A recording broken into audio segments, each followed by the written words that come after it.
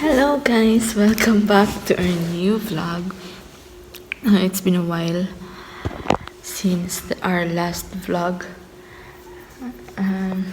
Di ako masyadong nagkaroon ng time para mag-vlog guys kasi sobrang busy talaga sa pag-aalaga kay Azriel. Ganun. So, for today's vlog guys, just an update. Kasi, yun nga, matagal-tagal na din hindi nakapag-vlog.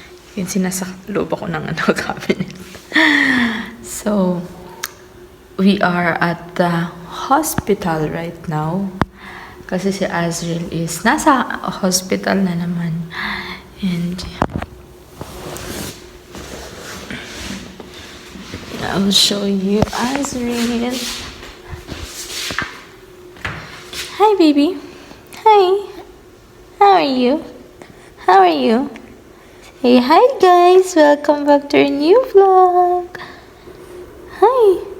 Who's that? Who's that in the camera? Who's that? So, yun na nga guys.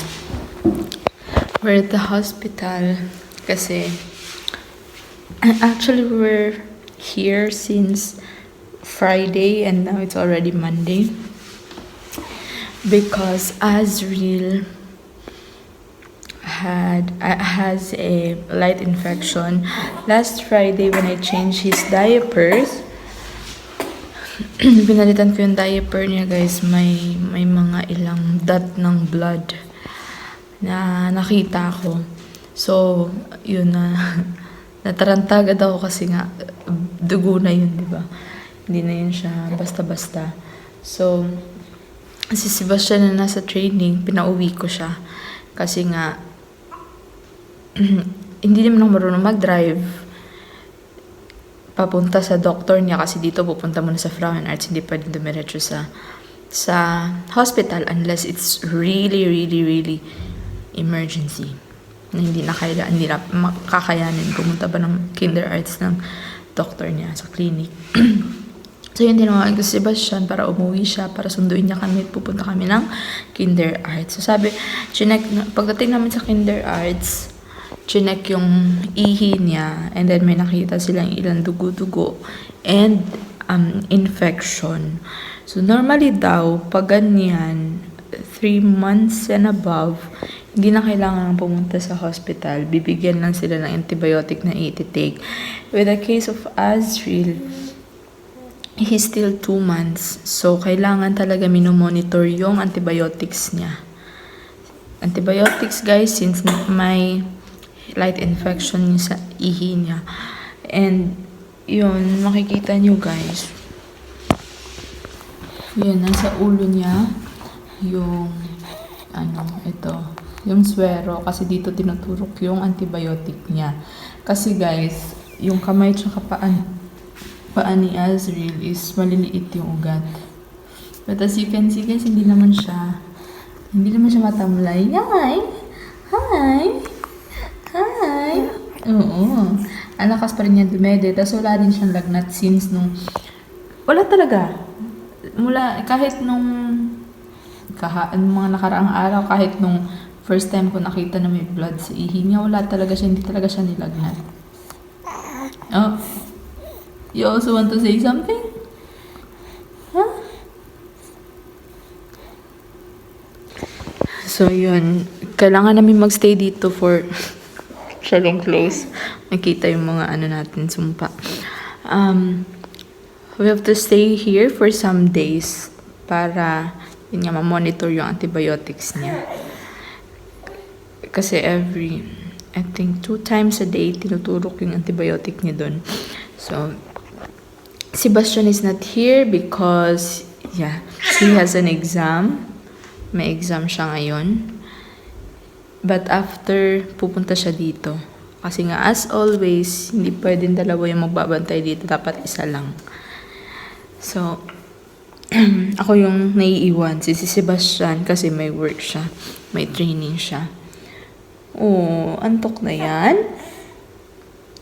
So, bakit siya nagka-light infection, guys? It's because maliit daw yung butas ng yung yung tube na dinadaanan ng ihi niya, maliit daw yung butas niya doon. Kaya, nagkaroon siya ng light infection. But, good thing guys is, yun nga, na medyo na-surprise yung mga nurse tsaka doctor kasi every time hinihingi nila yung temperature niya, wala talaga siyang lagnat. And then last time chinek siya ng doctor, tawa lang siya ng tawa talaga, hindi siya yung iyakin na ano. Tas malakas pa rin siyang dumede, mas malakas pa nga siyang dumede ngayon. Kaya sabi ng doctor, normally kasi pag may ganyan daw na infection yung mga babies, especially sa babies, talagang iyakin sila, nilalagnat, tsaka minsan hindi dumidede kaya nilalagyan sila ng dextrose. Ito sa kanya, hindi to siya parang dito lang daanan ng niya. Pero hindi siya hindi siya tinuturukan nung sa pagkain niya kasi nga dumidede, normal naman yung pagdede niya. And yun nga, sabi ng doktor, iba siya kasi maliksi siya. Ang likot pa rin niya talaga. Hindi siya yung matamlay, hindi siya yung lantang gulay, guys, na pag may sakit. Kahit nung last time na hospital siya, umiiyak lang siya sometimes, guys, gaya ngayon, kasi inaantok na siya. Ganyan lang yung iyak niya. Tapos saglit lang. Tapos pag sinaswaddle ko na siya, minsan nagagalit pa kasi siya pag sinaswaddle siya. Pero unti-unti, naantok din siya, natutulog rin siya. Hindi talaga siya yung talagang nagwawala na iyak ng iyak na gusto palaging karga. Hindi nga namin siya sinasayaw-sayaw pag natutulog na. Nilalagay lang namin siya sinaswaddle. Tapos matutulog lang siya ng kusa. So, actually guys, yun yung update namin ngayon. Kung bakit siya nasa hospital. Marami kasi nagtatanong, ba't siya nasa hospital? So, yun yung reason. Hindi naman infection dahil sa, sa iniinom or sa kung ano. Yung infection niya talaga, yung reason talaga ng infection niya is dahil dun sa maliit nga yung butas na. Tingnan niyo kung gaano kamarites tong batang to, guys. Kanina nakatulog na siya. May biglang pumasok na naglinis ng room. Now he's awake. Every time talaga may pumapasok dito, guys. Gumigising siya. Ewan ko, nagpapasikat siguro. Tapos nginingitian niya yung mga tao. Kagaya ng kanina, yung naglinis na pumasok. Patawa-tawa siya. Nagpapasikat ka, bebe? Earlier you were already sleeping. Now they're gone. You can go back to sleep. They're gone. They went out already. So, yun na nga, guys. In-ultrasound din siya. And, sa ultrasound naman, okay naman yung kidney niya. Chinek din yung bladder niya, okay daw. So, yung infection pala is wala sa kidney, wala sa bladder. Is nasa ihi talaga siya mismo. Na dahil, yung reason ba't nagka-infection siya, is yun nga, sabi ko, maliit yung butas na daanan ng ihi niya. So, yun. And, ano pa ba? What else? What else? So, every morning, guys, pumupunta yung doctor niya dito para, sabihin ko anong progress. And, iniintay na lang namin yung doctor niya. This morning, hindi pa kasi pumupunta. Siguro, around, most of the time, pumupunta sila, mga 10 or 11, pumupunta sila. So, haggard ang mother niyo, guys. Look. Kasi wala akong masyadong tulog. Kasi nga, tinitingnan ko siya. And, nagigising din siya every 3 or 4 hours kasi yun, nangihingi siya ng milk. So, yun. And, as you can see, guys, yung lamesa, may kaldero. Kasi, nagluto si Sebastian ng rice. Kasi alam naman niya, hindi ako kumakain ng pag morning, ngayon na, medyo nasasanay na ako. Pag morning kasi bread talaga yung binibigay nila. So, pag morning, kinakain ko yung binibigay nila. Pero hindi ko kaya yung... Minsan naman yung lunch, hindi bread. Pero hindi ko rin bet yung amoy, yung lasa. Pero, yun nga, since nasa training si Sebastian, wala akong choice kundi kainin yung bibigay nila na food. Sa morning, kahit bread, kakainin ko. Okay lang naman sa akin. And in the afternoon, may cup noodles naman ako dito. Binili din ni Sebastian sa Filipino store. So, yung kakainin ko kasi hapon pa si Sebastian pupunta. Magdadala ng food. Yes. Papa will come here later. Huh? And yun. Yung mga nurse guys, hirap silang mag-English. Hirap silang sa akin. Minsan nagsasign language na lang sila para kami nagpipinoy henyo guys. Kasi hinuhulaan ko anong ibig sabihin. Kagaya nung kanina yung nurse na lalaki. Nakakaintindi siya ng English, pero hirap siya magsalita ng English. Kaya sinasign niya na lang. Gusto pa niya sabihin, kailangan timbangin si Azriel. Hindi ko talaga nagets yung yung sign language niya ba. Hindi ko talaga magets. Dinala na lang niya dito yung timbangan. Tsaka ko pa nagets. So, yun.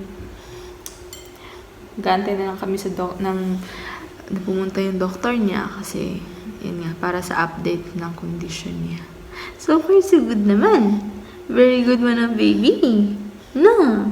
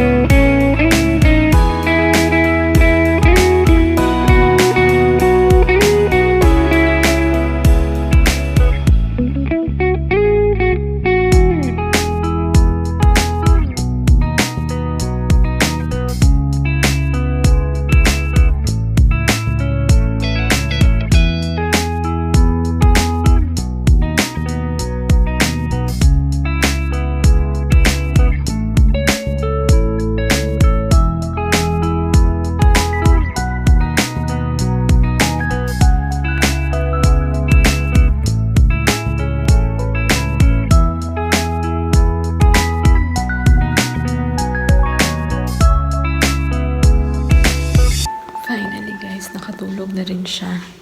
So, I think that's all for our vlog for today. It was just a quick update about us, about Azriel, kung anong ganap. So, yun yung ganap, guys. And, yeah. See you guys in our next vlog. Hopefully, it will be a happy vlog. Because right now, it's really, yeah, it's sad. It's a sad vlog. I can't. Yeah, sobrang, ang hirap guys pag yung baby na yung nagkakasakit. So, yeah, thank you guys for watching. Please include us in your prayer for the fast recovery of Azriel. And yeah, bye-bye.